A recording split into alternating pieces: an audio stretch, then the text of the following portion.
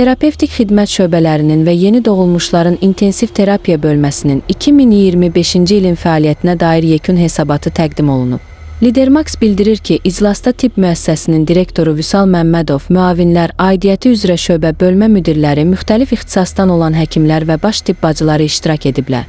İclas zamanı 2025-ci il ərzində şöbə və bölmələrinin fəaliyyəti, göstərilən tibbi xidmətlərin keyfiyyəti, əhaliyə göstərilən xidmətlərin əlçatanlığı və əldə olunan əsas göstəricilər üzrə hesabatlar dinlənilib. Eyni zamanda mövcud problemlər, onların həlli yolları, eləcə də qarşıdakı dövr üçün prioritet istiqamətlər və fəaliyyət planları müzakirə olunub. İclasın sonunda şöbə və bölmələrin işinin daha da təkmilləşdirilməsi, xidmət keyfiyyətinin artırılması və koordinasiyanın gücləndirilməsi ilə bağlı müvafiq tapşırıqlar verilib.